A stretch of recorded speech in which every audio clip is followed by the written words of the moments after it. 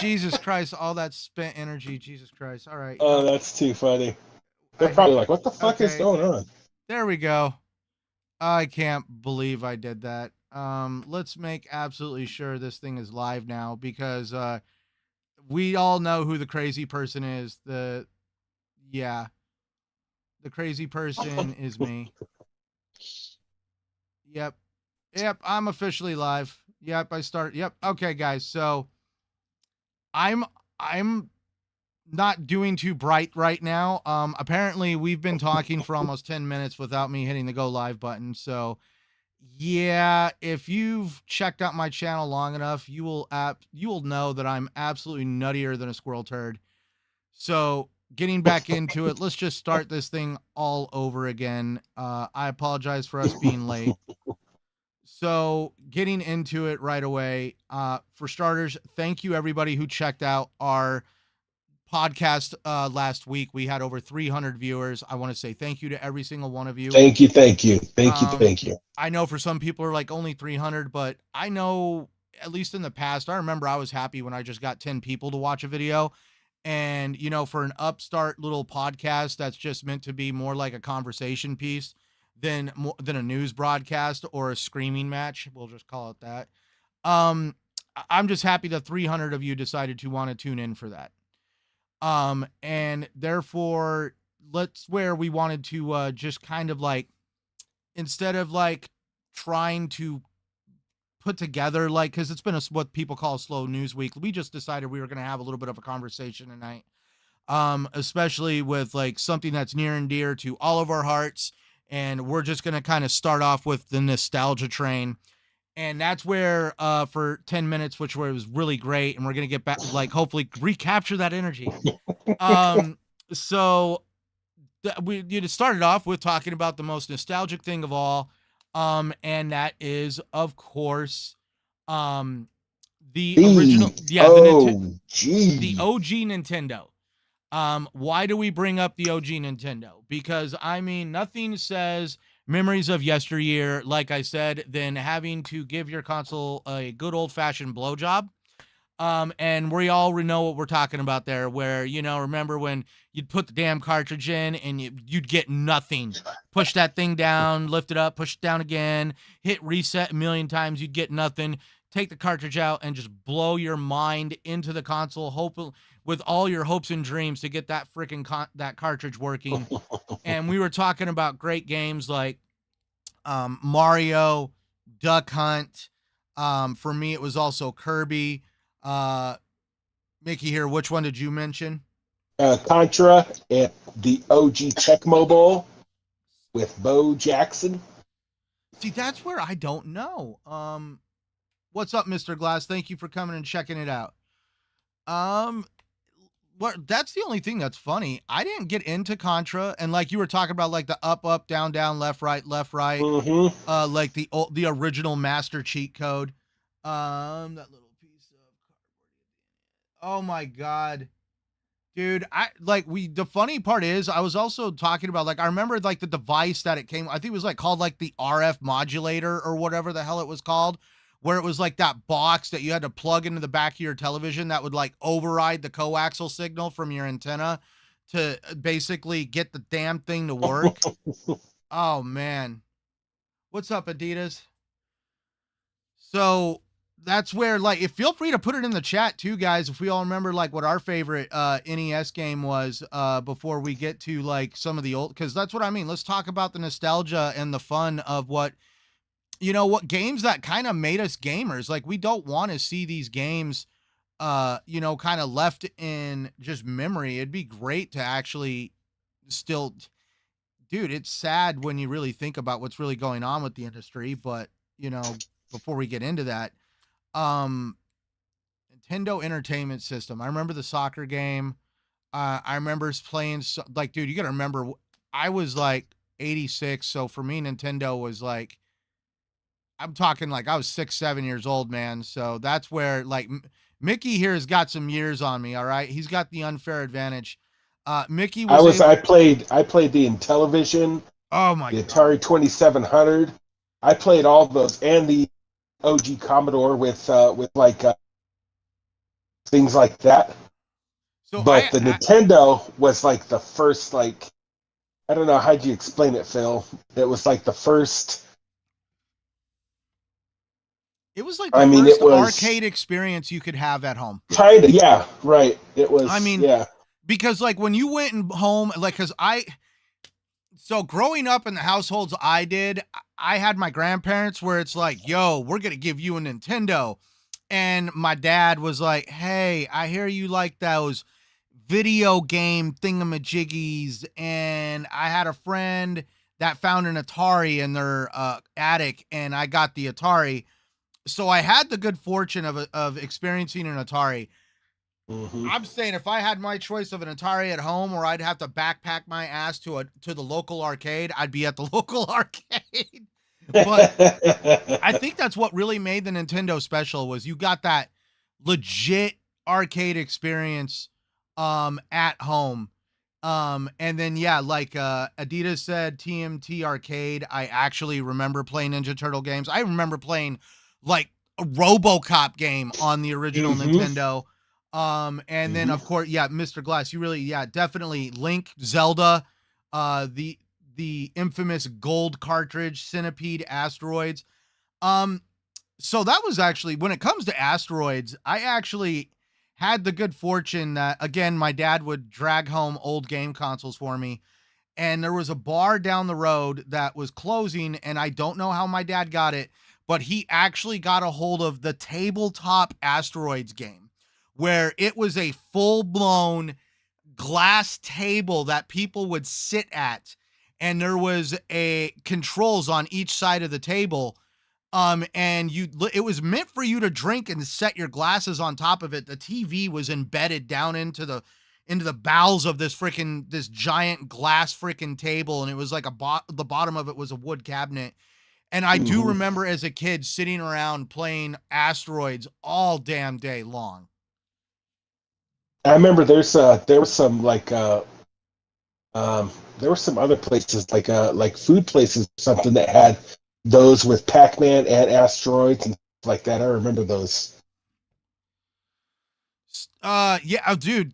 Yeah, and now, but the only thing is that was funny about that was, for as popular as Pac-Man was, we would always go to the arcades to, I guess, essentially, find those classics. I remember growing up in Albuquerque, there was a place called the Coronado Mall, and dude, in the food court was just right next door to this giant, massive quarter arcade. And I remember I would just be sitting there, like, eating food in the food court, watching people play all these games. And the funnest ones of all was to watch the people in, like, the early 1990s version of VR, where they were like standing up in these structures that made sure you couldn't walk off with the headset on, and they were wearing like the gloves. Oh my God, dude. Galaga, that's what I didn't get into. It's cool thinking about when the arcade used to be really fun, and, used to be the place to go. And as time has progressed, and how video games have progressed, that arcades have kind of fallen to the wayside. I mean, you see a few of them out there, but they're just not like, they're just not what they used to be, Well, that's what's really regretful is nowadays a lot of the like, I hate to say the term, the younger generation, but the association with an arcade anymore is like going to a freaking Chuck E. Cheese or a Peter Piper pizza, and winning freaking tickets to go freaking, get horribly ripped off at the freaking little prize counters. Or like where we went when we went bowling a few weeks ago at round one, where they had, like, again, all the crane games and all it was like, rather than arcades being designed for people to have fun and create experiences, it's more like, now it's like almost like a entry level casino. Like, yeah, that's true. It's like oh well, you're not allowed to legally exactly play a slot machine or blackjack, but want to check out this crane game? But I guess, with the progression of the systems, it's dude, that's what caught on. So pinball You know, and machines, that's dude. Mr. Glass, pinball machines, dude. I remember long time ago, growing up in a small ass little town here in Arizona, they actually had an arcade at the casino, and on one side of the casino of this arcade, they had a whole rack of pinball machines, and I'd play those things all damn day long. Like, you know, when you're just like, all right, well, I'm gonna go play the slots. All right, well, see you in like 3 or 4 hours. And you like, you could either walk laps around the casino watching all the people gamble their money away and all that other fun stuff, or you could like bring a pocket full of quarters and just play pinball all day long. And yeah, Blue, thank you for joining us, Blue. And yeah, Dave and Buster's. The funny part is I live down the road from a Dave and Buster's, and that is still one on my to-do list. yeah, I haven't done that either. So I'm gonna try No, that I too. would definitely say We should actually try that. no, we should at the Desert Ridge where, you know, our chicks both got lost at yeah, Mickey was my chaperone with both my wife and his at a place called Desert Ridge, and they have a Dave and Buster's out there, and they have a thing called Fat Tuesdays that's outside where they serve you like pretty much spiked frozen slushies. And of course, my wife is walking around with one that's like 2 foot tall. His wife has like the giant mug one. I'm like sipping on one too. And then we end up trapping Mr. Designated Driver here at the local bar for like 2 hours. By the time we're totally like, so Mickey's walking around with 3 people that are just totally shit-faced fucking drunk. Oh my God. It's fun. Oh, dude. Okay. Hey, Mr. Glass got you beat, Mickey. Huh. 58. Okay. Yeah. By 12 years. Yep. So, yeah, I said 58. Wait a minute. 12 years. Wait. Yeah. I'm 46. Okay. Yep. I'm bad on math tonight. Yep. Well, actually, I'll be 47 in Sorry. less than a week, but. I used Arizona school systems. But no, definitely the Dave and Buster's here, man. It's like they do have like an arcade. They do have like pool tables and stuff like that. Yeah, we would have to plan that one, especially after this weekend. This weekend's gonna be a fun one. Yeah. So getting back into it though, I didn't get into the Super Nintendo. How about you? I know Super Nintendo, a lot of people are gonna just automatically start spamming that shit, Mortal Kombat. So I was a Genesis player.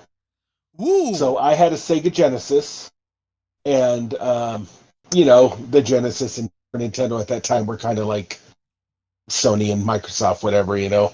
And I was a Genesis player. I loved the Genesis, and you know, I was kind of like, you know, Team Genesis, but I played on the Super Nintendo. It was cool.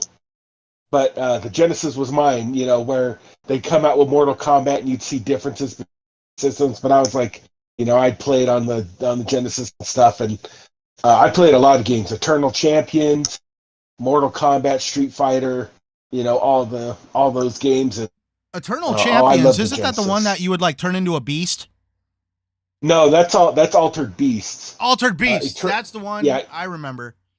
Mm-hmm. Eternal Champions was a fighting game where if you knocked him into a certain part on the screen, like, you know, something would happen. Like if you knocked him into the fire, the guy would burn, you know, stuff like that. So it was pretty cool. That was like my favorite game on the Genesis for the longest time. So I didn't have access to a Sega. I was the kid that would run around the neighborhood wanting to play anything and everything he could get his hands on. I had the Nintendo. They didn't want to get me. The funny part is my grandparents did not want to get me a Super Nintendo because it was like all of a sudden games went from like, oh, the Kirby's and the Marios and all the fun quirky stuff to like Mortal Kombat. And they were like, we are not going to get you any. They didn't even want me to have me anywhere near the console that could play Mortal Kombat. And but the funny part is, here I'm going across the street to the neighbor's house where this kid was like the birth of the PC Master Race, and he's showing me Doom on the PC. So I'm not playing Mortal Kombat at home. I'm across the street playing Doom. And then Yeah, that was popular too. right. Oh yeah. And then, of course, I was going to the other neighbor's house who had a Sega Genesis and the Sega Game Gear, like the handheld one. Oh shoot, yeah, And I remember playing like Sonic. I think Echo the Dolphin. Yeah, I remember that. Dude, I know. Like when you bring it up, like Echo the Dolphin. What? They had some crazy games like Earthworm Jim. That shit was funny. Damn. See that I'm lucky, Mr. Glass, that we have a place. Actually, both me and Mickey are lucky. We have a place out here called Fallout Games. Those guys do a badass job of keeping retro gaming alive. And they I've talked to them about them on other shows. I'm not going to go down that rabbit hole again, but I mean, they do if you're looking for some of the older systems, at least here in Arizona, Fallout Games, man, they have it's like going into a museum. And the cool part is about that museum is you can actually buy some of the stuff. But yeah, the Game Gear, I thought the Game Gear was cool as hell because, here we are with the freaking Game Boy, the Nintendo Game Boy on our little green screen, playing these little Tetris and Batman and Dr. Mario, and just other little, let's just face it, not as exciting of a games as you'd get on the Sega Game Gear, but the price tag on that Sega Game Gear definitely put it out of the realm of me. I was shocked. I mean, I was lucky enough that my neighbor happened to be one of those spoiled individuals where their parents got them crazy stuff. And the fact that, it was literally, we're playing Sonic on the Game Gear and we're playing a different version of Sonic on the Sega Genesis. And we would just swap off all right, I feel like playing the Game Gear now. And they'd play the same. It was insane. But for me, I made the leap from the original Nintendo Entertainment System to the Nintendo 64. And in my opinion, the Nintendo 64. Loved it. Yes, the Nintendo 64 was when we really saw gaming, in my opinion, at least, really go down that road of, oh my effing God, the future for gaming looks bright. Because that was the invention of a joystick on the most. Whoever designed the Nintendo 64 controller must have been a very confused person. Yeah, with the three handles. The three, and how do you hold this thing? Well, it's based on the game you're playing. You can hold it multiple different ways, and it's yeah, that's when PlayStation saw the controller for the N64, and they were like, "Hold my beer." And with the N64, I don't know if you remember, but that's when Blockbuster was around. Used to run games all the time from Blockbuster. What'd you say about Blockbuster? You cut out. My bad. Oh no, we used to rent a bunch of games from Blockbuster all the time. So I didn't have access to a Blockbuster. It was too far away. For me, it was Planet Video. Okay. Did you guys have Planet Videos out here? I think there was. It was it was like a ripoff of instead of Planet Hollywood, it was like Planet Video, and it was instead of the blues and the yellows, it was the reds, the grays, and the blacks.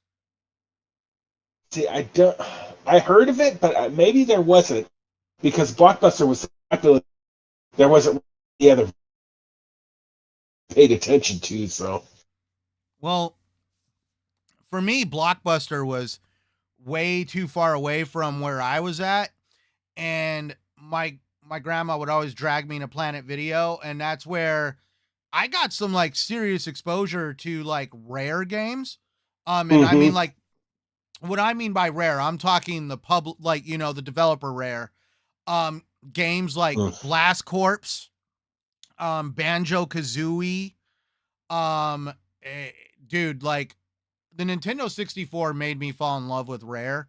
Especially when later on in life they came out with Conker's Bad Fur Day, which is, spoiler for everybody, but do not let any young impressionable child play Conker's Bad Fur Day if you didn't know that. Because like on the Nintendo 64, like another big game that I want to go out and get a Nintendo 64 right now for one game to show to show this game to my wife. And it was uh Diddy Kong Racing. Yeah, Diddy Kong. I almost said P Diddy Kong Racing. Oh, that would definitely Blue, not be good for Blue, kids. yes, we'll say it right. No Diddy. No, I don't know why the hell I nearly said that, but no, Diddy Kong Racing. Um, and it was like, hey, we have Mario Kart, and so let's make it something else. And then you had Diddy Kong Racing, and then with Diddy Kong Racing, obviously Conker was in the game with other characters like Banjo and other recognizable Nintendo characters, and then somehow Rare, like, like what, I don't know the exact story behind it, but somehow Rare got to keep Conker. And I don't know if it was a giant FU to Nintendo, but they decided to just make make Conker a very drunk sexual innuendo squirrel that was just shooting up Nazi teddy bears. And I was just like, oh my, dude, it was, dude, What the like, hell? did you never played Conker's Bad Fur Day? No, so there's three games that I played on this a lot. GoldenEye, Duke Nukem 64, and WCW NWO Revenge. Oh And my I God, played you went back the in time on that shit one. out of those games. Hey, thank you, Pyro, for tuning in, bud. Yeah, definitely. It's 5:30 in the morning. Thank you for even just staying up long enough to hear our voice for 5 minutes. Yes, thank you. But oh my God, WCW NWO Revenge. Revenge, Dude, yes. that, oh my God, that right there, dude, I probably bet at least one person is probably going to sit there and have like their eye quiver with a little bit of a tear, like, oh my God. I wore that game out. The days back when WCW and NWO were actually cool. That's what it was. And all of a sudden the limousine shows up and like 30, 40 people get out of the limousines all wearing NWO shirts. And it's just like, all right, this guy. Created Now, by Rare for G-Man, they added to Diddy Kong Racing. now something too is after the 64, I got a PlayStation 1. See, that's Now, where I wanted to get a PlayStation so freaking bad. now with the PlayStation, I had two games. I had Final Fantasy VII, and back then, I printed out a stack of probably 2 inches worth of paperwork on how to get the Gold Chocobo, the Knights of the Round materia, Oh my God. and everything in between. I had stacks and stacks of paper that I printed out with all that information on it. And that was so much fun, and so was Castlevania Symphony of the Night. That game was freaking amazing too. So, like, yeah, let's go down. Yeah, and you're talking like Cheat Code Central website. One of the founding fathers of websites you would go to get cheat codes, walkthroughs, and just other random useless knowledge to help you succeed in a video game, because people would be like, who is spending time putting this stuff on the internet? The internet is supposed to be a communication tool. Well, they're communicating for me how to get this damn golden chocobo. Shut the F up. Oh, dude. Oh, man. I had stacks upon stacks of papers. Oh, dude, I remember printing, like, for me, it was on at least the 64. We had GoldenEye, Perfect Dark. That was a fun one, Perfect Dark. I also Banjo Kazooie, like Mario 64. I completely lost my heart and soul to uh, Zelda Ocarina of Time and Majora's Mask. Majora's Mask was the first time I ever encountered a game where I'm like, whoa, wait a minute. The world ends every 3 days? And you realized how to play the game by reverse. You literally had 3 days to achieve something in the game before it reset. That was an absolute fun game, but it was also a pain in the ass at the same time. Um, but I had so many good memories playing video games on the Nintendo 64. And that's where, you know a little bit about my past. This isn't like a like, I'm not going to get into the details of it, but 1999 there was a like a major dramatic change in my life that made it to where some very crazy shit happened, that I would never wish on anybody. And essentially everything that I had owned was sold off and purged out of my damn life. And I wanted to get into the original PlayStation because I wanted to play the. I remember I wanted an original PlayStation to play freaking Spyro the Dragon. I missed the Final Fantasies and all that stuff. I felt like totally left out in the dark. And then Mm. years went by where I didn't get into another, shall I say, video game console for a few years until finally I was able to get my, like, we're talking years down the road, because I remember I had a friend that came over with the original PlayStation, and he exposed me to Final Fantasy 9, I think it was, the one where uh it's like the weird looking like short thing with the pointy hat. Um oh my god. I think it was Final Fantasy 9. I never Um played that one.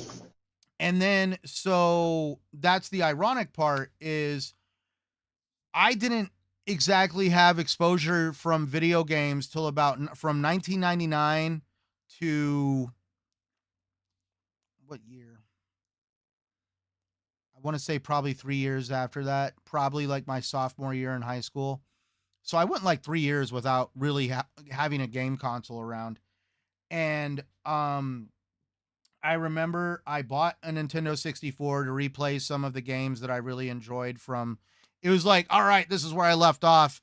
And of course I had my fun, but it was very short-lived because that's when I moved in with a friend of mine, and they had a PlayStation 2, and that's where I got to experience stuff like Final Fantasy 10, Final Fantasy 10.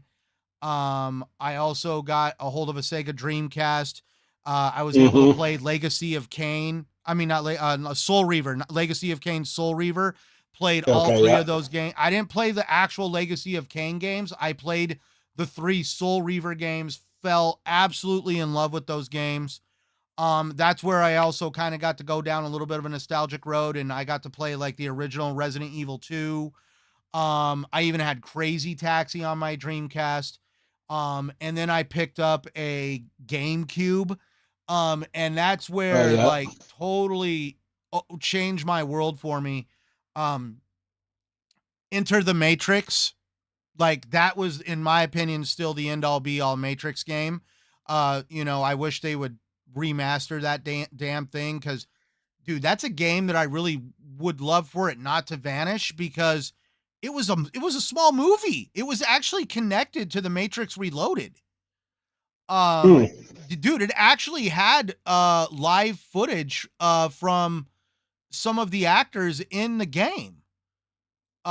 So that's where it just like, yeah, it was called Enter the Matrix. It was on GameCube.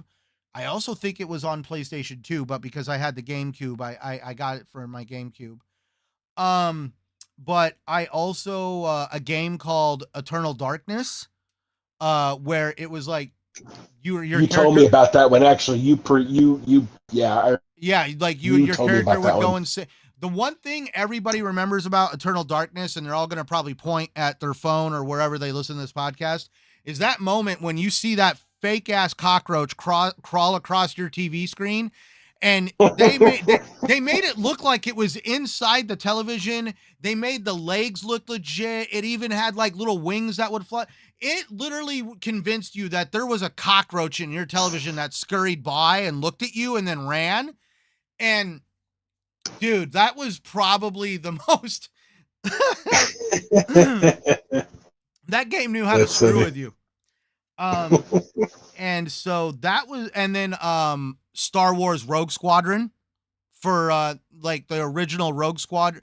I take that back. I remember playing the original Rogue Squadron on the Nintendo 64, and then it turned into I think it was like Star Wars Rogue Squadron 2 Rogue Leader for the GameCube, and that's where I fell in love with that's where I fell in love with games with like the whole, flying through space stuff, and that's why I got so excited a few years ago when EA decided to create that game Star Wars Star Wars Rogue Leader or whatever, the one where it was like all through the cockpit.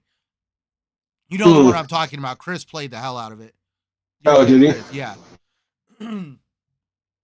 But that was pretty much me playing around. Like, was the PlayStation 2 the PlayStation 1 the only PlayStation you got, or did you get into the PS2 as well, or I think I do, but I don't remember much about PlayStation 2. I think I did have that, but I don't remember too much about it, to be honest. The PlayStation 1 is the one that I remember about, and that was, because it was like mainly Final Fantasy 7 and Castlevania and or Castlevania was Castlevania the PlayStation, or was that the Nintendo? I can't remember which Castlevania Symphony PS1, but I just remember I don't that. I don't know. remember which games I played on the PS2 though. And by the way, welcome Yobi, and you're absolutely right. The last gen's Rogue Squadron was absolutely amazing. I enjoyed playing the hell out of it. And what really kind of helped that game stand out was the fact that you got to see a story from not only on the rebel side of the spectrum, but also from the imperial side of the argument. And yeah, that I like that took Road Squadron to the next level when you're having to not only control your throttle, but also having like situations where you had to divert power from your weapons to your rear shield, or vice versa. Like, all right, I need to have more power to my weapons or to my forward shields, and like actually having to do stuff that like in the movies they would only talk about, and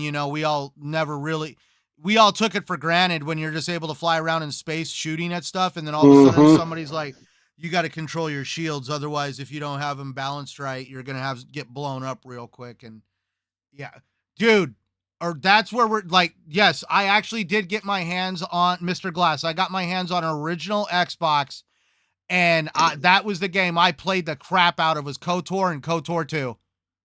Knights of the Old Republic. And you know what the funny part is? Mickey, I think, didn't you miss that one? Yeah, That's where you got to because I buy, didn't play the original Xbox. well, you got to buy them on back compat on Oh Xbox. yeah, That would be one yeah, I would look. yeah. But just be prepared, dude. It is the old 4:3 aspect ratio because it was meant Yeah, to be played. I played it. Okay, I've cool. played it on the Xbox. So yeah, it's it's clearly older, but it was pretty cool. I mean, the little bit that I played. So Hey, how about Mr. Glass Republic Commando?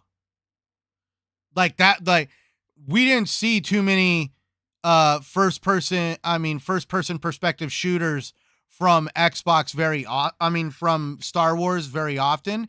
And then all of a sudden they started popping up here and there. You'd play a couple in the arcades, then all of a sudden you got like Jedi Survivor, And then for whatever reason, they were like, no, we're going Republic Commando.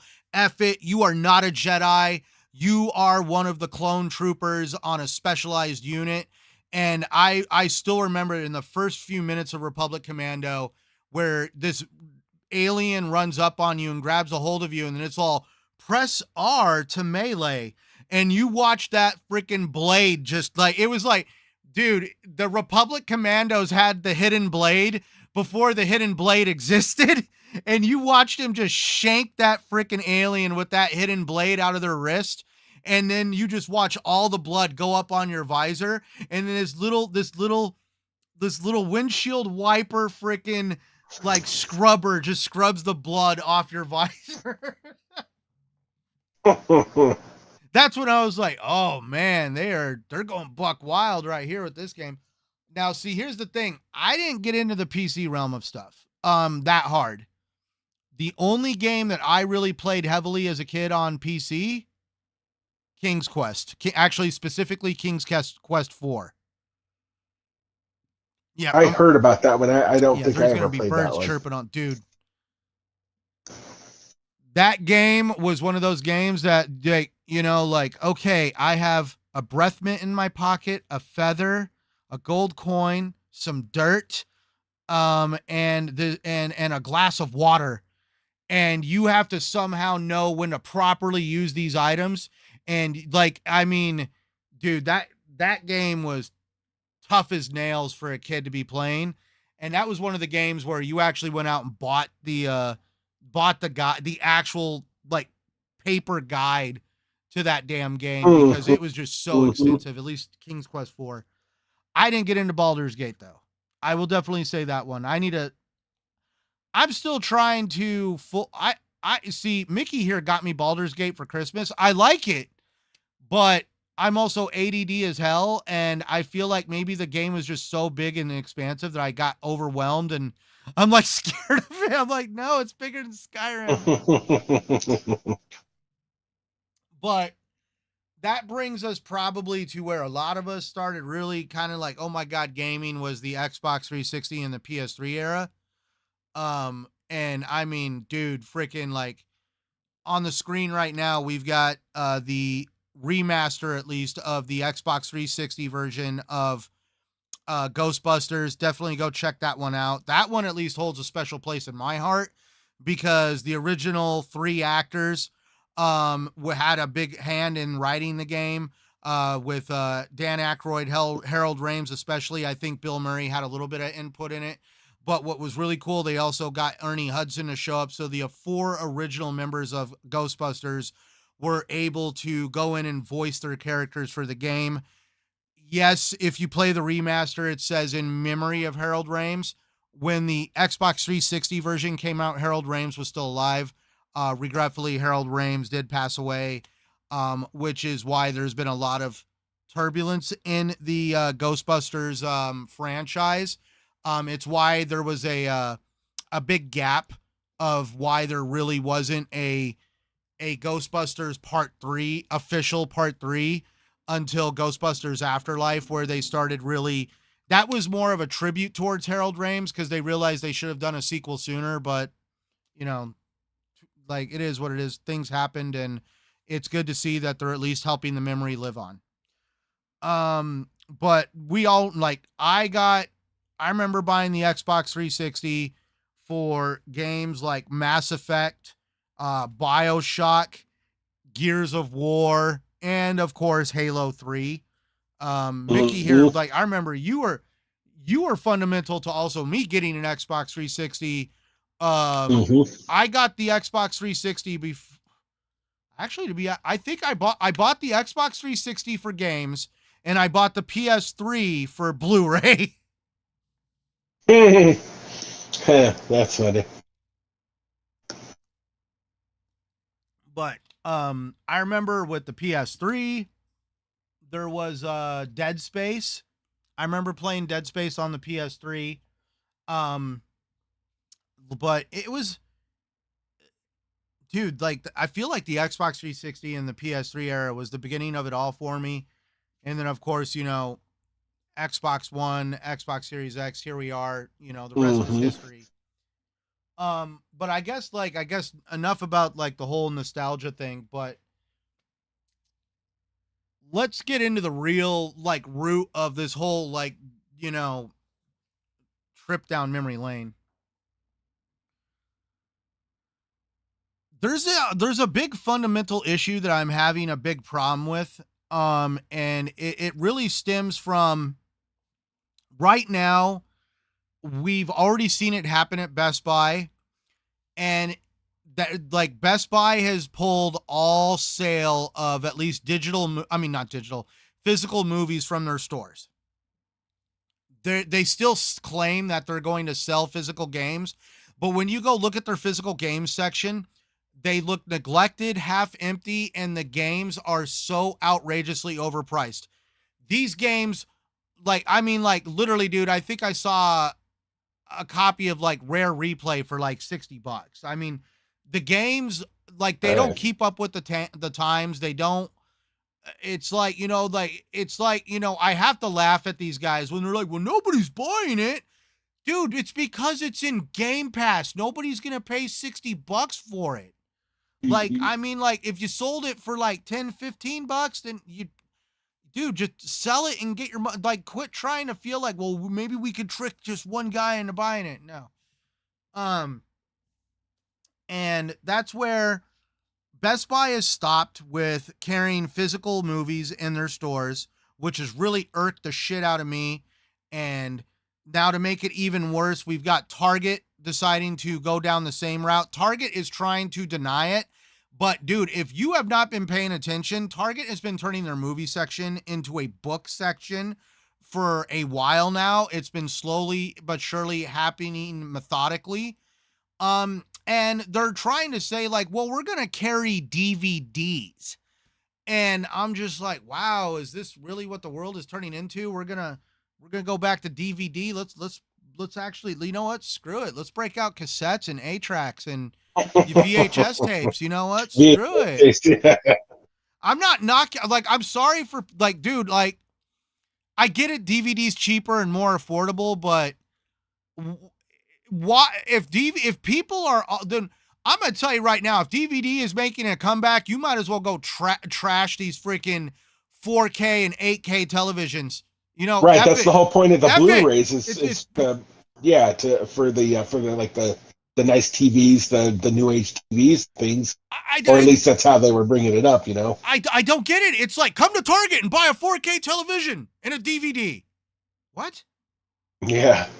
I collect movies, but after a few years, DVDs deteriorate. Dude. So DVDs do deteriorate. But here's the thing. I've collected movies for a long time. I actually have like a grip on it. Mickey has seen my collection. I'm sick in the head. Mm-hmm. I've got issues. Okay. That's all right. I get to watch them too. Dude. Yeah. I buy them and I take the little digital code card and I stack it into a Voodoo account that he has access to.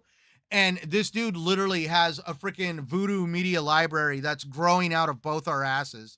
Yeah. And the funny part is I don't buy movies on Voodoo.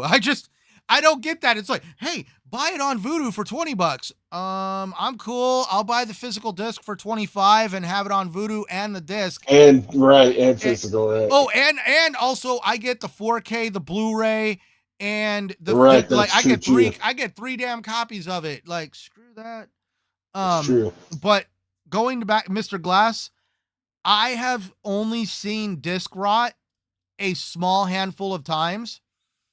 And generally, when I have encountered disc rot, it's because of the discs being put in a location where they're being like exposed to moisture. Holy cow, bro. All right. I'm doing the Vince McMahon bow to you, Mr. Glass. I have over 13,000 digital movies and 6,000 physical movies. Dude, what the, do you work for Anonymous or something? Damn, dude, like I own everything. He was saying earlier, he's like, I helped build a Blockbuster, and I'm like, and apparently you bought it. Well, no, maybe for the physical movies, because we all remember Blockbuster Shit, Netflix. Nobody's gonna stream anything. Uh-huh. That aged well. Lo and behold, right. Oh my god. So but yeah, so my major concern is like we have like I guess you would say like they have to be in a dry. Yeah, they are. Hey, you know what? That's the plus side to living in Arizona. It's desert out there, and oh my god, what I would I'm not I know. But like I that's why I guess I'd called it the digital dictatorship, because these companies, and this is me not putting on a tinfoil hat, it's me just kind of like recognizing the writing on the wall. I don't like the concept of digital ownership being your only option for games or movies for that matter, because we've all seen recently and this isn't really a harp on PlayStation, like, oh, PlayStation sucks. It just really stinks that PlayStation had, or at least Sony, we'll just say Sony. We're not even going to say PlayStation. We're going to say Sony has really been one of the companies that has really taken a lot of like abusive power with digital stuff, because for starters, they obviously bought Crunchyroll, and then I think they got Funimation, and a lot of people lost access to their digital libraries over on Funimation, and they were given like this thing of like, well, you'll have access to it in a subscription service. And it's like, but I owned those and now I don't own them and it's a subscription service. And that's like kind of like what happened. Like, I understand that it was Discovery Channel that took all of their shows from Sony's digital marketplace, and from people's digital libraries over on at least PlayStation or at least Sony stuff. But I didn't hear about other marketplaces having them being stripped. And I think that it just comes down to when these companies create, obviously, hammer out these contracts of like, hey, we would like to sell your digital content. It would be great if they also took the consumer, the consumers, the importance of respecting the consumer's purchase to heart, and essentially, making it to where there's some protections there for the consumer, and making it like, hey, if by some chance you want to stop selling this stuff, that's great and all. But you just can't take it from our consumers. That's not very cool. Yeah, you can't pull the carpet out from under us. So, and that's where I don't want to see at least digital marketplaces. I know a lot of stuff is going digital. I am not one of those to say like, oh, digital, physical, physical, physical, because actually I buy way too many video games because of digital. It's insane. Like, Mm-hmm. I mean, if we went back to That's the true. era, The truth. we all know we used to save a lot of money with having to like, oh man, I don't want to drive my ass to Walmart and buy a video game. I'm just going to play the one I already got. And, it now it's like having access to being able to purchase games is uh at your fingertips. And that's where I laugh. I'm like, dude, if I the digital distribution thing has made it to where I buy video games way too easily. The minute I see a game like, oh, I'd love to play that, buy. All right, I'll get to it eventually. Ah, Mm-hmm. um Oh, we've done that a lot. oh yes, for sure. A um lot. and that's where I just don't like, this is where I want to see at least protections put in place for people that own digital content. Because at this point, when it comes to digital content, you're essentially purchasing a license, and at any time, the holder, the actual owner of the software can revoke said license.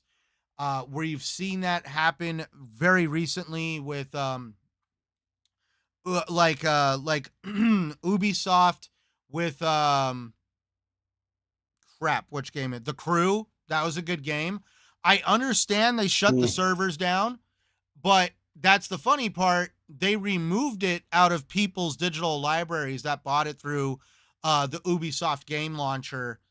Um, it's still in my Xbox library because Xbox is like, you can't take that out of there. Screw that. Mm-hmm. Like the funny part is like, I think Crossfire X is still floating around in my digital locker on Xbox, but it doesn't work. So I think I hit it. But same with the Crew. But that's where it's just more like I feel like they should put protections in place where if you're going to have a game that has online capabilities and you shut down the servers, there should be some at least refundable recourse, like, for like to be like, hey, here's some credit to help purchase like Towards, yeah, right, I'm not right, saying, yeah, I'm not even saying give me the full refund for the game, but at least like here's $10 towards your next purchase because we're a bunch of a-holes and we did that. Just yeah. I mean, considering acknowledge how it. much money consumers have spent, I mean, show some respect. Good gracious. Damn, 19 terabytes worth of games, dude. Holy cow, you're rocking a freaking server. Yeah, they move it to Crunchyroll. That's exactly what they did, Blue. And so that's where I just feel when it comes to digital games, and this is something we all need to think about, we don't live forever. What's really concerning is like when we aren't around anymore, technically these digital libraries that we have acquired through both movies and games are technically not transferable. They're not supposed to be where, you give somebody your username and password and they go in and change their credentials and just assume it. Technically, in the terms of service, you're not supposed to give them away. You're not supposed to sell them. It's like, hey, go tell your friends, family, or kids that we own that shit now, and you're not allowed to. They got to go build their own. Where I really feel that you should be able to put in, like, at least put it out there, like, I want my digital library to go to my next of kin, or I want it to go to my son, my daughter, or even my friend's kid. If for people that don't have kids, it's more like, hey, I don't want you to just completely absorb my money and I just like, all my purchases now just go off into the Ethereum of, you know, that basically like that's our money now, when it's like, no, it's kind of like I can pass a car to somebody, a home to somebody, a damn blanket. I should be able to pass off my damn digital locker to whoever I see fit. And you shouldn't be like all uppity on it being like a violation of terms of service. Well, I would just give for Chris the password to my account, and that would pretty much be the end of that. That's what And I then mean. they'd have control. They'd have just control over it after. So, And Mr. Glass, that's the funny part about this is like there would have to be laws in place to protect digital copies. But that's the funny part. The United States is actually one of the few economies that actually protect the company versus the consumer, where in other places like Australia, New Zealand, even in the UK and other places in Europe, they have like really strict consumer protections where like I'm gonna say it like this: if I buy a broken ass digital game and I download it and play it for like a couple hours and it's broke, I have every right to get my money back. Here in the United States, they actually don't need to give you anything back if you go buy a physical game and you pop the seal, or you buy a digital game. Technically, they don't owe you a refund at all. It's actually out of the good graces of some of these companies that actually create a somewhat half-ass return system. We saw it recently with like Steam coming out saying that, if you download a game and play it for 2 hours, and now this includes early access or uh, advanced access games. 2 hours is 2 hours. Xbox even has the 2 hour. I think it's like 1 hour or 2 hours. The funny part is I saw an article just a couple weeks ago from Tom's Guide where they talked about that the number one feature Xbox has for the Xbox game console that they wished PlayStation had was the return policy, because on PlayStation, um I mean, like, literally you might as well throw the dice. You get an employee that's had a good day, they might refund it for you. You get another employee that's like, we don't owe you shit, get the hell out of here. And that's where I really do feel that there needs to be some more stricter laws and stipulations when it comes to digital distribution, because right now it does feel a little bit like the Wild West, and like it does make it concerning to know like they're ripping movies out of stores, and we know inevitably they're going to start removing physical games out of stores, because let's face it, like when you buy a physical game right now, they don't even really have the entire game on the disc. And even if there was a portion of the game on the disc, you still need the day one patch or all the other updates. Like, like imagine going and playing Jedi Survivor off of the disc from like the day, because the day one Jedi Survivor, that game was broken. It needed numerous patches for it to be in the state that it is today. And so you'd have to download all those patches. Right. So, like, basically, even if you have the disc, you're still up shit creek because you need those patches. And that's where it's just like, I just really do. I don't want to see where it's more like companies dictate to us as consumers of like, like this is the way it should, because dude, like, physical movies are actually making a comeback, in my opinion, because of the situation with the Discovery Channel, the crap that happened with Crunchyroll and Funimation with Sony. They've all like people have already now become a little bit concerned with like, hey, I really like The Mandalorian. What happens when The Mandalorian's no longer on Disney? Disney started actually selling The Mandalorian on disc and some of their other shows. But so is Netflix is even slowly starting to do it. But it definitely shows that, hey, just because it's in a streaming service, what happens like when you don't, it's not like, here's a good one. Go try to stream Battlestar Galactica right now. Not the one from like the 70s and the 80s, the one from like the 2000s. You can't. The reason why I know this is I've looked. As a matter of fact, it caught my eye the other day that Amazon is currently selling the entire Battlestar Galactica collection from the show in the 2000s for like $70. I'm kind of like, I only made it through season 3. I need to finish season 4. I would love to watch it again. Damn, I really wish I could stream it. And of course you can't. So there you go. Like, point in case. Like, I mean, there's a lot of great entertainment, both in games and in movies and television. And I just, I just don't want to see like physical media become so passe that, you're like one of those weirdos that's like, I'm going to go buy a physical movie. Oh, you're one of those types, are you?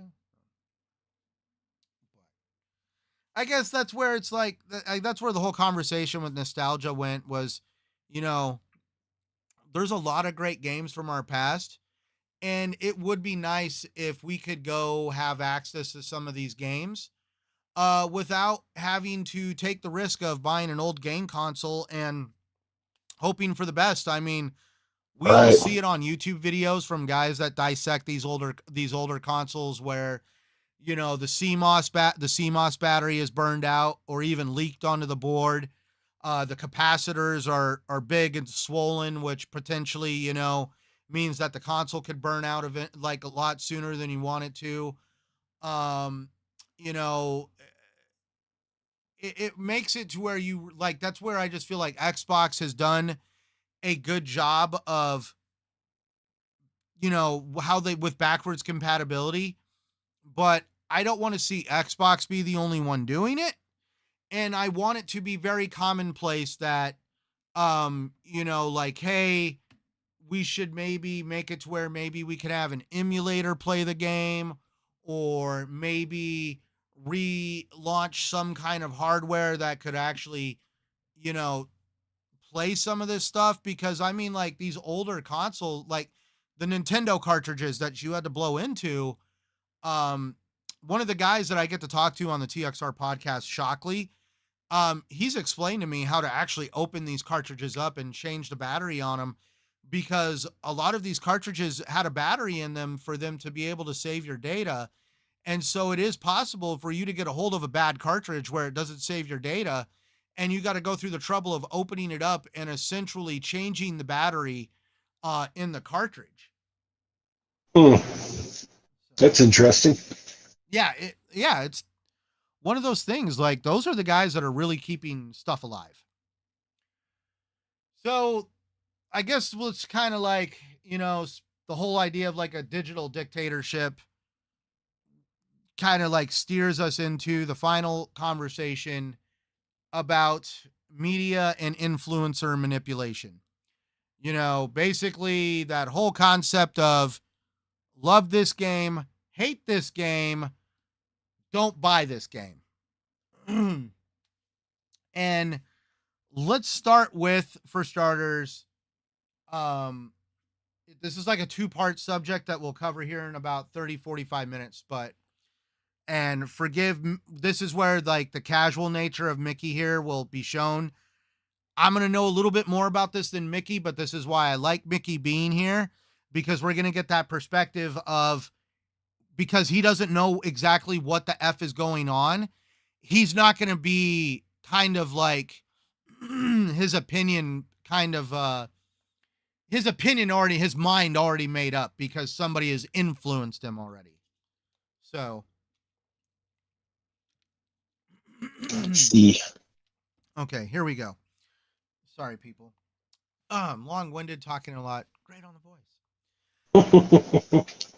You're good, bud. So,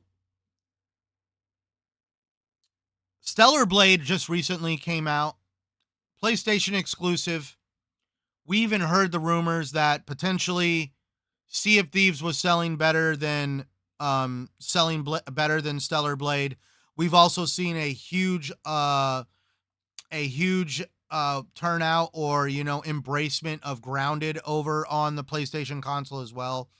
So it seems like Xbox games are doing quite well on PlayStation. Stellar Blade comes out, and of course it's got, like, Mickey, you're familiar with Metacritic, right? The aggregate site Metacritic. Yeah, I've heard of them. That, dude, I go check out Metacritic because it's more like, all right, time to take the temp. It is not a review site. To me, it's more like dipping your toe in the pool to figure out the temperature of the room. So, of course, Stellar Blade, oh my God, this game's going to be great. It's PlayStation at its best. They really scored another big one for an exclusive. There's also a lot of sexual nature with the character. I mean, apparently, there's going to be more time in Stellar Blade with people climbing ladders than actually playing the game. So it's going to be the Stellar Blade ladder climbing game. You don't know what's going on, do you, Mickey? Nope. Okay. So the Stellar Blade character has been inherently designed to be extremely, extremely, I don't want to say sexual in nature, but let's just put it this way. It's geared towards like a very stereotypical attractive woman with like the huge hips, the big bust, the long hair and a ponytail and blah blah blah. It's obviously a Japanese or Asian style game. So of course, like the style of like how they kind of like do some of their like sexual sexual designs. I don't want to get like too graphic here, but they even had a pre-order bonus where it was called the skin suit, where you can make her wear some kind of suit that was almost like skin colored to really ramp it up, like you were almost running around naked. But What the apparently hell? a lot of people really enjoyed climbing ladders in this game, and when the character is climbing the ladder, they would zoom the camera into the Now I character's get it. Oh my posterior, god. and essentially they would sit there going up and down the ladder watching watching the female character's posterior. And so that's why I'm saying it's going to turn into the Stellar Blade ladder climber, because that, like, I mean, like, I'm just saying, like, if there was an achievement for hanging out on a ladder for a half hour, it definitely wouldn't be a rare achievement or a rare trophy. So Oh my god. So, but the game got Metacritic out at 83, considering, it's at PlayStation at its best, another score for at PlayStation exclusives. This is going to be an absolutely amazing game, blah blah blah blah blah. You know what other game got an 83, Mickey?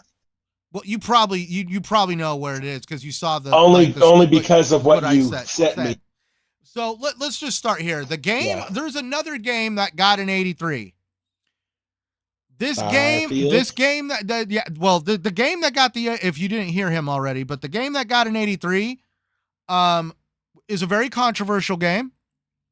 Mm-hmm. One dude over IGM got completely butthurt and bitchy and was like, well, I'm going to knock it down a few points because it's an Xbox game now. And he definitely went off on this huge tangent. We saw people bitch, whine, and moan like, why isn't it on PlayStation? Xbox bought Bethesda. That's why. So at this point, if you haven't figured, we're going, like Mickey said it, Starfield.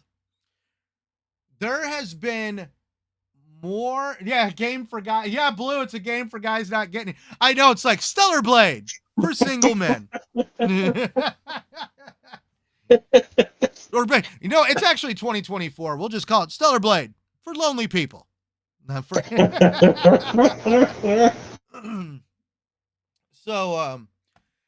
dude, Starfield, like, I'm going to say right now, there is websites that literally like, there's no news today. Clickety, clickety, clickety. Oh, Starfield developer says that he completely lost his mind having to make sandwiches. Like, some of the articles that we saw, the reaching for the stars, the narratives that people try to craft out of their ass about Starfield being this controversial game, like the planets are devoid of life. No shit, it's space. Well, it's a sci-fi. It's based on real space. If you read the beginning of the game in the fine print, it even lets you know that one of the partners for this game was fucking NASA. Just to put that out there. So, got some news for you. It's space. There's a lot of it. It's empty. And no, every planet that you go to is not going to have all this life with the droids that we're looking for and mythical knights with laser swords. You get what I mean? It's not like, it's also not like that, dude. That's what made Mass Effect special, was like, oh my god, look at all the different species, and then you go explore, and it's like there's like nothing out here. But yeah, so Starfield, literally, dude, it was like, all right, guys, write an article about today's agenda for the gaming media site is we need to write an article about a top number one indie game. We got to write out 2 articles that really highlight PlayStation. And, oh, by the way, Steve, don't forget about your weekly Starfield hit piece. Like, some of these guys, literally, it was like, hey, ad revenue is down. Can somebody please write a negative article about Starfield and just how Xbox sucks? And now it's like all of a sudden, and like people would always trash it, like, oh, Starfield got an 83. Starfield got an 83. Starfield's trash. Well, look at that. Now all of a sudden, crickets. Like, what happened to that energy? What happened to Starfield being trash? Oh, well, you see, like, no, no, no, no.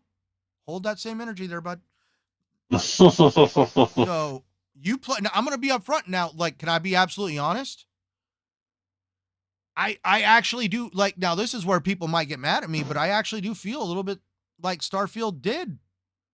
Like the 83 was very justified. Some people really felt Starfield was an awesome game.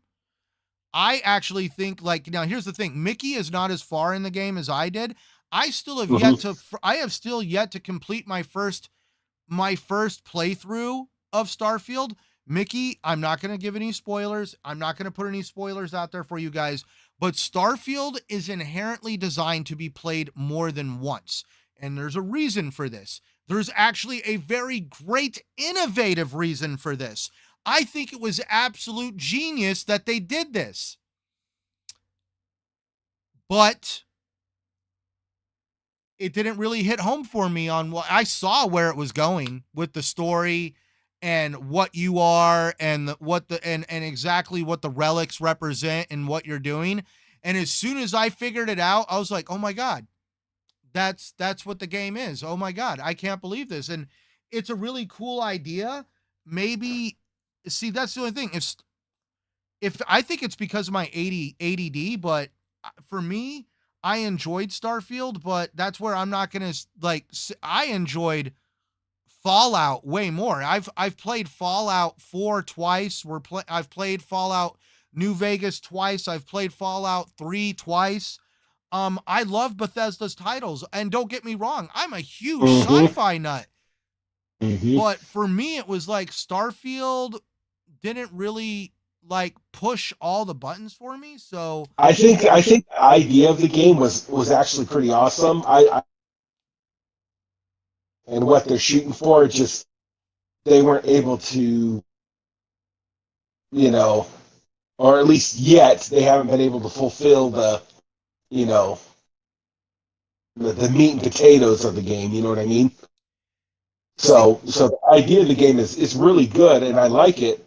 It's just they just need to, they need to add some more sides to it. They need to, you know, cook up some steak with it, and just kind of, get it moving. Kind of like what they did with Fallout, yeah, where I know they're supposed to you know what I release mean. some DLC for it this year, but even then, I mean, like, I'm really curious on people's thoughts and comments on this one. Starfield should have been higher. Hmm. Why do you say that, Blue? I'm curious because I mean, I'm just like, I'm still like, maybe I missed something about Starfield. I really do feel I missed. Maybe I missed something about Starfield. I really do. Like, you know what? Actually, I will say that. I actually, now that I really think about it and put some really good thought and critical thinking into it, Starfield's score should have been higher. And I don't think it had anything to do with gameplay or what. I think it was yeah, the loading screens were a little crazy too, I would agree. I think the one thing that I stand by when it comes to Starfield's score being higher is not because of anything to do with the game. It was because of literally, I am a firm believer of the Xbox tax because it's like Xbox is graded on a curve. Like, literally, the dude at IGN knocked the game for it being an Xbox exclusive and for it having a digital edition that there was early access for.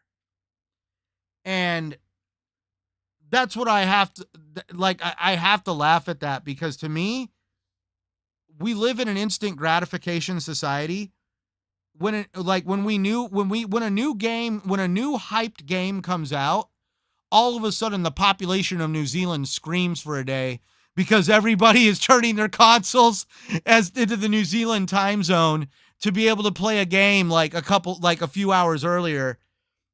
And that's where I just really feel that Starfield's score was affected not because of the game or anything that happened. It was all because of gaming media journalism having a big issue with the game being an Xbox exclusive. And that's where it comes into the media and influencer manipulation.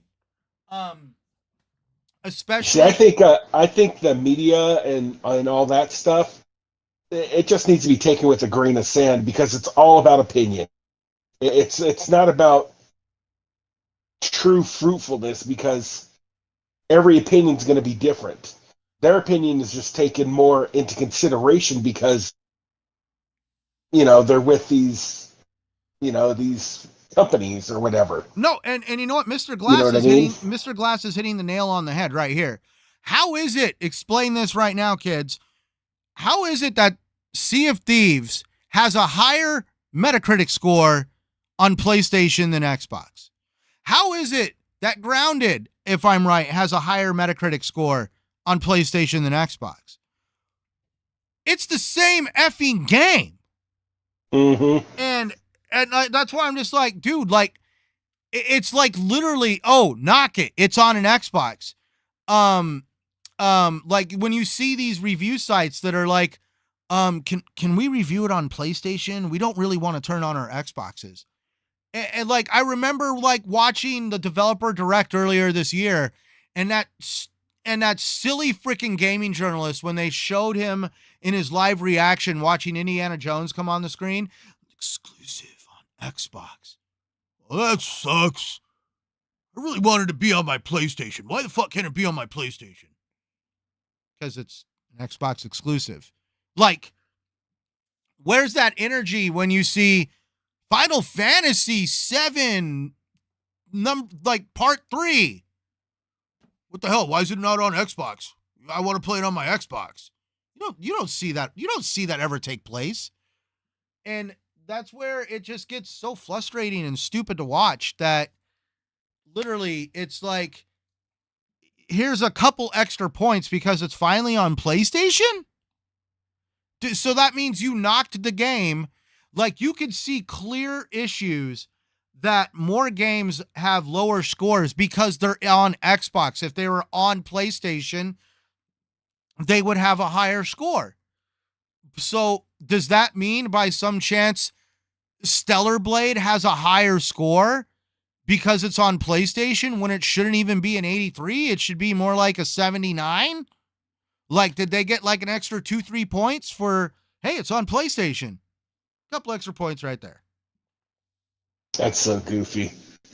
That's crazy. Well, to compound, it just feels like the manipulation of like narratives from not only the media, but it's also through influencers, because now, like, this is where Mickey's going to definitely really shine on like what the hell's going on.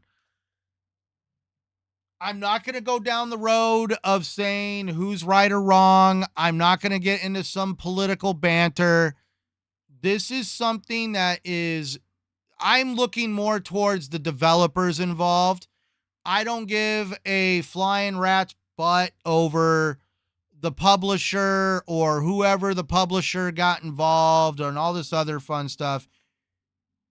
Sweet Baby Inc. Like, we're not going to go down a total rabbit hole, but like I explained to Mickey, there's instances of a lot of their games that they have their fingertips in, not exactly doing as good as they could have or not doing well at all. There's even instances of them making narrative and character changes that weren't either necessary or in certain situations would be almost not acceptable in a normal work environment. Like, hey, get rid of this person that you already hired because we would rather have the character be a person like this.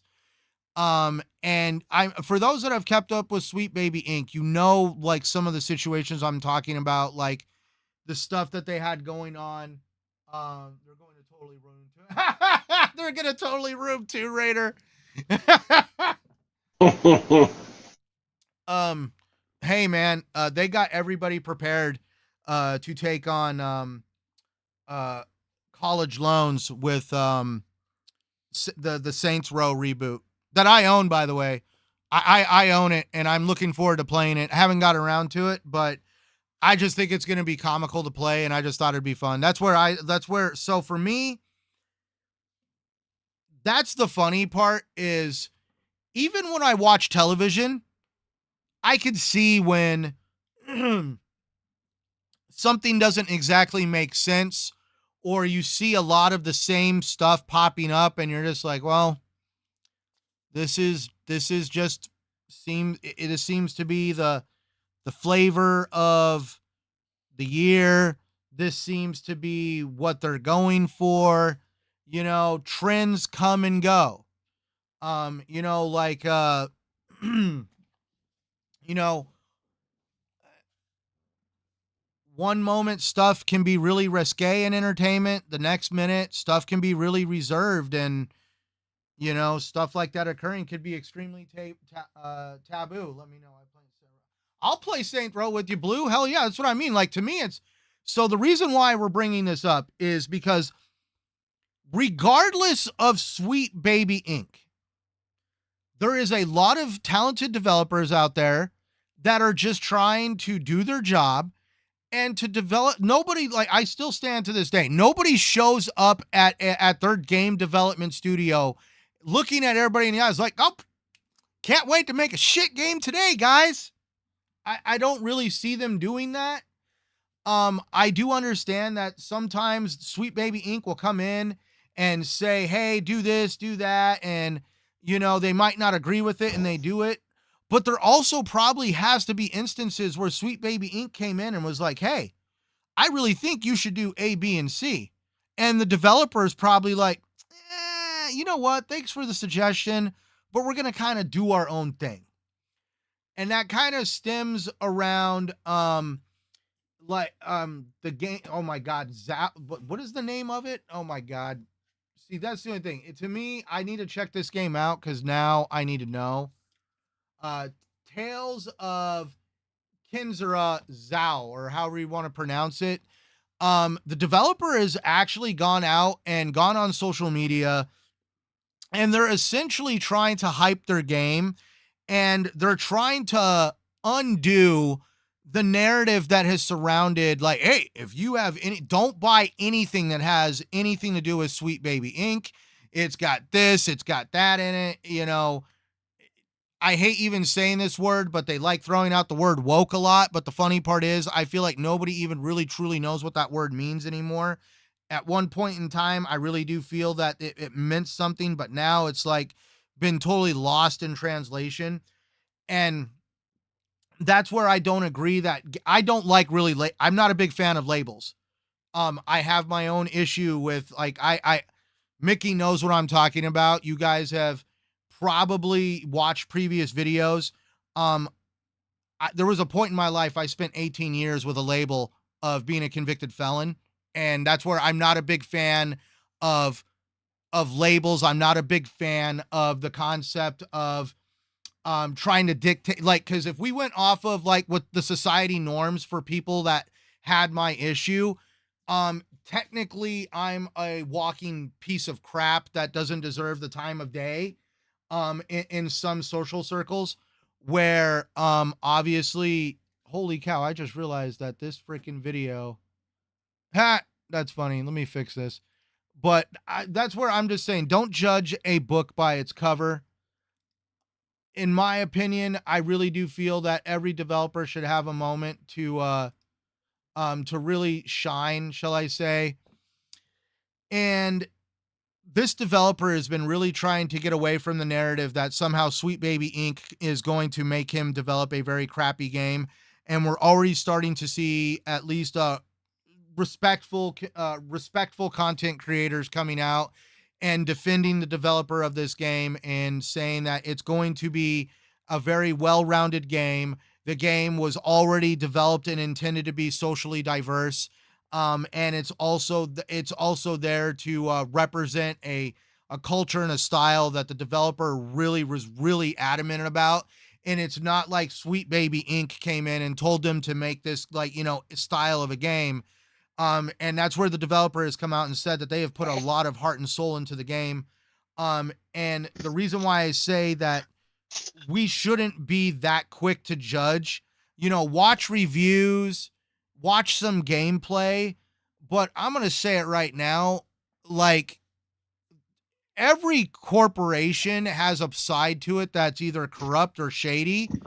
And I mean, if we want to go on the realm of like, don't do that, don't buy this and don't buy that because the corporation connected to it is a little shady, we would be buying, nothing. we would be buying absolutely freaking nothing. Right. Exactly. Oh my God. Like, I mean, look at the boycott on cereal right now. So, so the reason why I say this is because Blue in the chat, Mickey here with me, and myself, Mickey's son, and a couple other people that we've hung out with, we've played the absolute shit out of Suicide Squad. Suicide Squad, Sweet Baby Inc. Let's talk about God of War Ragnarok. God of War Ragnarok was a very well received game. So was Spider-Man 2. And I didn't hear anybody talk about the writing or, you know, the stuff that they put into the game. The what people really felt about Ragnarok and Spider-Man 2 is it just felt more of God of War and Spider-Man 2. It didn't feel like there was a whole lot of innovation there. That was like the number one complaint I've heard. I haven't heard anybody complain about the writing and stuff like that. I think even Assassin's Creed Valhalla ended up on onto the list of Sweet Baby Inc. detected, and that's where again, Mickey, you played Valhalla and you enjoyed it. I still got PTSD from the game because it, you know, the whole bricking of it melted your it blew up my freaking dude. I literally, my Xbox Series X showed up. I opened the cardboard box, set it up, downloaded the patch, put in Assassin's Creed Valhalla, played that thing for like 2 hours, bricked. I literally bricked my console 2 hours out of the box. I was so pissed. I remember that. I was just like, damn it. So, freaking, that's where I stand by that. You know, right now we're seeing a lot of people tear down games, both from media and content creators, because of their own personal preferences, their political alignments. They have a lot of, apparently they have a lot of deep-seated, I don't want to say issues around, you know, a lot of deep-seated issues around some of the stuff that goes on in society today or whatever. But, you know, I'm one of those the Harry Potter, you know, you mean like how they, you know what the funny part is about that one? Is I actually knew about that, and that I don't even think did Sweet Mr. Glass, did Sweet Baby Inc. actually have anything to do with Hogwarts Legacy? Because I know the character you're talking about. I was not bothered at all by like the character that they had in that game to create sexual diversity in Hogwarts Legacy. And I don't think that the funny part is, even if Sweet Baby Inc. was not involved, even if they were or they weren't, there was still a large outcry from the fan base of the wizarding world to have inclusion like that. And I think it also really stemmed around what J.K. Rowling in some of the statements that she made, which is where I feel like at least what the developers did were trying to show that they were disconnected from Rowling. And that's where I'm just saying, like, dude, I enjoyed the hell out of Hogwarts Legacy. I don't care. That, like, to me, don't care at all. Nope. Like, this is I'm not going to go down this road, but this is where you guys, so you know, I'm a spiritual person. I'm not a religious person. And the one thing I want to say though, is I love reading. I love studying stuff. And I've read articles from even the Pew Institute. if you don't know who they are, those guys set a lot of standards for religion. And like the whole thing is that I want to say is like the one thing that I've noticed is no matter what you want to believe or how you want to feel, the number one rule that we've all learned in life is don't judge people until you get to know them. And that's one thing that I have always stood by. And that's why I said I don't like the labels, like labels that have been put on me, because of the fact that, people automatically wanted to just be like, oh, you've got a criminal record. Oh my God. What'd you do? Rob a bank, steal a car, blah, blah, blah. And like, no, I here in the grand state of Arizona, having marijuana on you is a felony. It blows people's minds when they're just like, what? You got in a lot of trouble for what? Really? And it's just like, yeah, it doesn't make me a murderer now, does it? But I get shoveled into that category. And you know what? And that's where I just don't like it when people like developers get shoved into a category because of maybe one of the companies that their publisher decided to team up with that maybe they had no choice in. But these developers, I do stand by, always say need a fighting chance. Mm-hmm. And it's definitely one of those like, oh,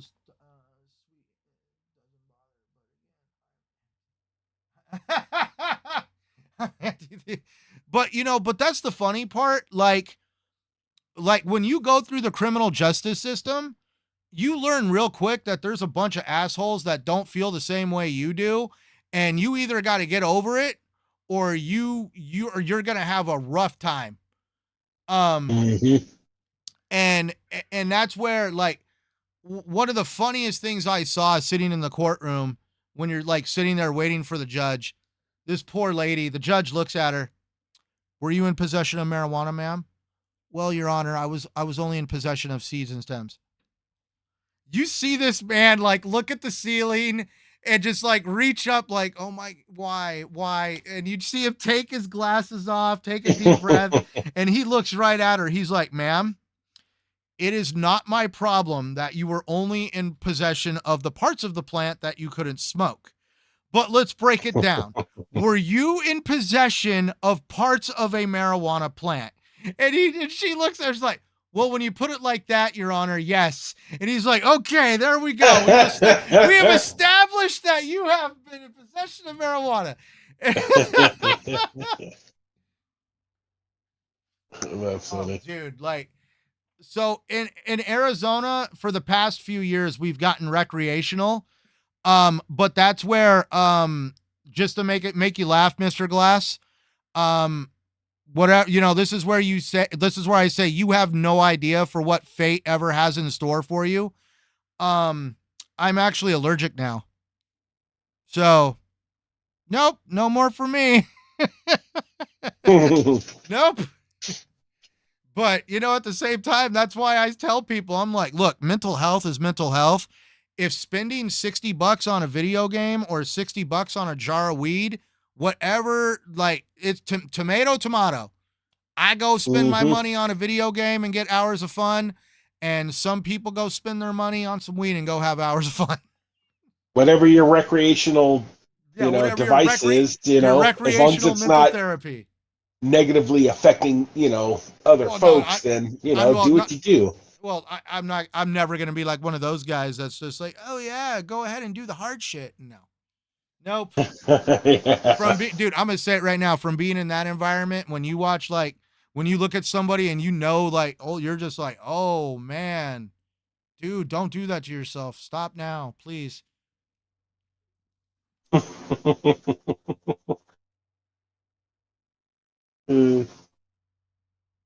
Dude, and that's the other thing, like that.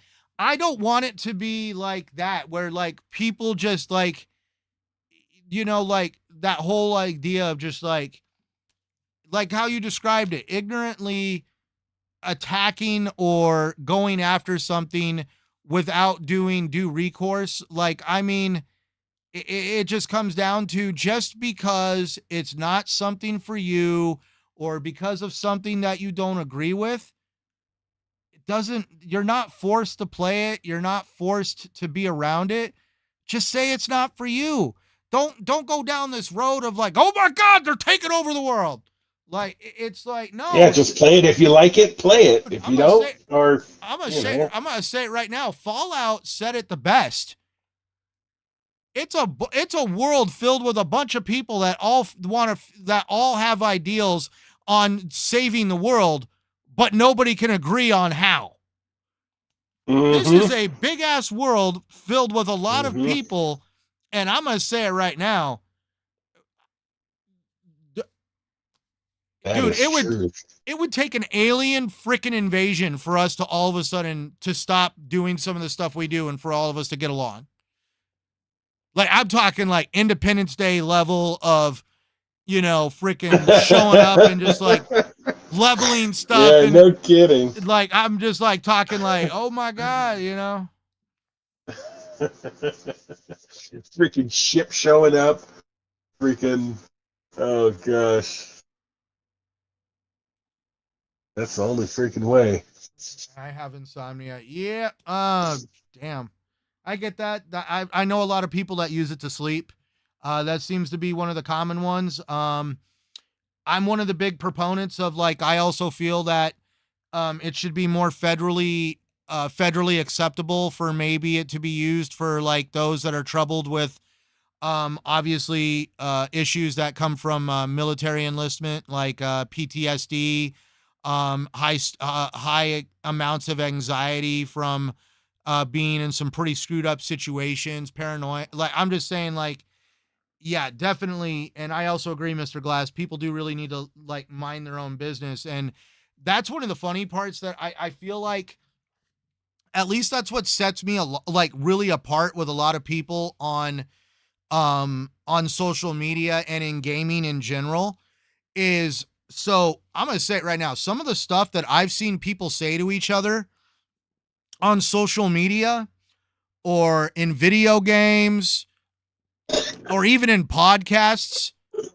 I'm going to tell you right now, in some of the neighborhoods I grew up in, you would have had your ass handed to you.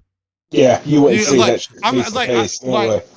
let me, like, I'm not trying to like make this sound bad, but if I can just say this, Mickey, respectfully, Mickey lives in South Phoenix. He has literally had a shootout light up right outside his house. Like, I'm going to say, in Mickey's neighborhood, if people did half the crap they do on Twitter out in Mickey's street, they would get shot. They're like, no, hell no, you wouldn't be running your mouth like that down there in Southside. Yeah. So that's where that's why I guess I've just learned a high amount of like tolerance. Like, that's one of the things I feel like a lot of people have like lost connection with, is just tolerating other people and their opinions. You don't have to agree with their opinions, but I'm going to say it right now. It's like where I work, where I literally have I work for a business that is literally ran by right-wing Republicans, and there's like a left-wing liberal that's like loose in the building. That's like one of the general managers. And like, well, we don't mention names here on this one. But right. But yeah, like, right. But you don't have to. I will. That was me. It's Mickey. But like, there's times I have literally watched people look like they're gonna get into a fist fight with each other over politics, and it's like, yo, man, dude, like, you just gotta accept the fact that you guys ain't gonna get along. You obviously ain't gonna kumbaya together. But that still doesn't mean that you got to whoop each other's ass for having a difference of opinion. My God. Yeah, right. For me, it's the funny part is, in jail we called them window warriors. I guess in the social media world we call them keyboard warriors. In jail they were referred to as window warriors because you would watch these guys puff up real big and act hardcore behind a piece of reinforced bulletproof glass. And you're just sitting there looking at them like, what are we going to do? Rub up on the glass? Like, how is this going to work, man? There's no way for me to get to you and you to get to me. Like, this isn't like, Of course you're going to act that way when there's a piece of plexiglass separating us. Okay, cool. Uh-huh. Hey, Phil, you seen those TikToks where like the two dogs are on the fence and they're barking and then they move back and oh yeah, stop barking at each other? I've also seen the one where literally the lady like put like a fence between them and they were going nuts, and then she takes the fence away and they're just like, They're like, okay, hey, hey, what's going on? But all right, guys, you know what? It's been started streaming 99 minutes ago. Wait,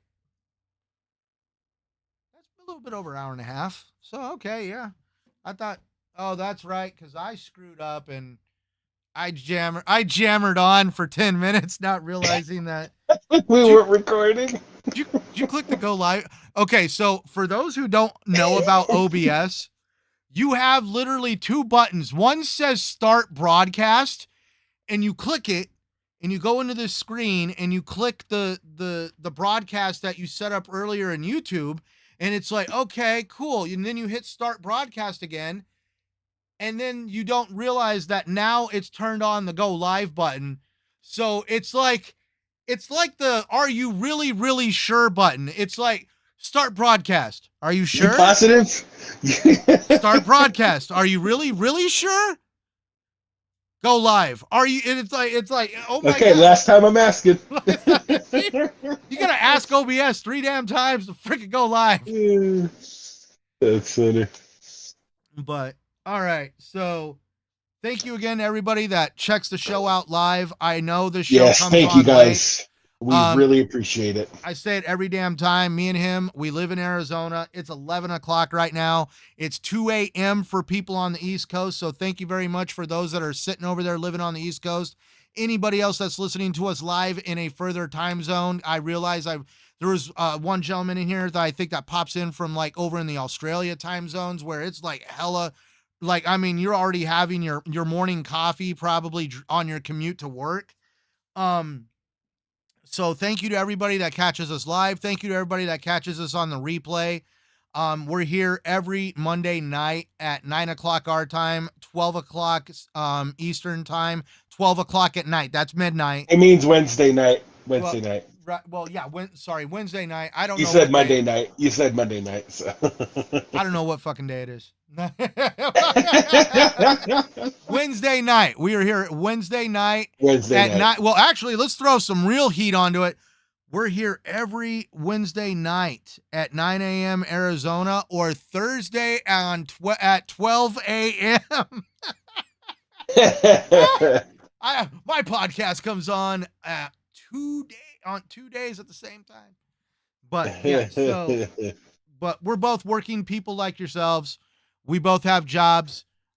We both bust our ass every single day to come home and play, enjoy, and experience the hobby that we all love to talk about, gaming. That's why we always say, New Zealand. Oh, damn. 5:56 p.m. Holy cow. You guys are eating dinner.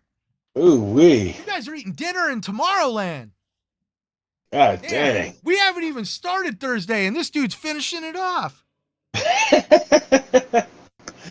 Holy. So yeah. Again, everybody. We love talking about games. If you ever want to interact with us personally, we're always on Xbox Live. You'll see me floating around, both of us together. We're always playing games constantly. Always. Like I always remind everybody, though, number one rule: don't come in running your mouth because you might just get a tongue lashing. we try to run friendly chats, but there is definitely a lot of banter. The other day, somebody was talking about Final Fantasy 14 online, and they used the term boring hand job, and I was just like, what are you talking about? And apparently there's like a part in Final Fantasy 14 where you have to do some kind of job as a character that's called some kind of a hand. Like, he could explain it to you better than I did, but I'm like, so the developer for Final Fantasy 14 actually called something in the game called a hand job. I'm like, this is like that Dave Chappelle thing where there's like, yeah, If they you don't ever know end it. up in a party where we're having one of Oh, those nights, it goes off the rails real quick. Yeah. Dude, cause like I said, I'm like, I really don't know what you just said, but I don't think I've ever heard anybody put the word boring with that statement before. So, holy freaking cow. But yeah, now we're taking it up, but that's why I'm saying you'll have a good time in our chats. Yeah, we're not totally prudes. We can handle people making good old fashioned jokes. And that's where we just have a good time. Just like we do here every Wednesday night, 9 p.m. Arizona time, Thursday, 12 a.m. Eastern time. Getting that one right. And so thank you again, everybody, for checking it out. I am Centurion 1307. Obviously, my name's Phil. My cohort Mickey here. Say goodnight, Mickey, and we'll get the hell out of here. Good night, Mickey. But all right.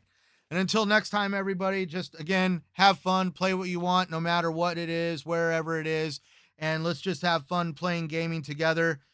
Because obviously in another conversation, probably soon, it looks like console wars might be changing. Hopefully, it's going to go back to a state of normalcy.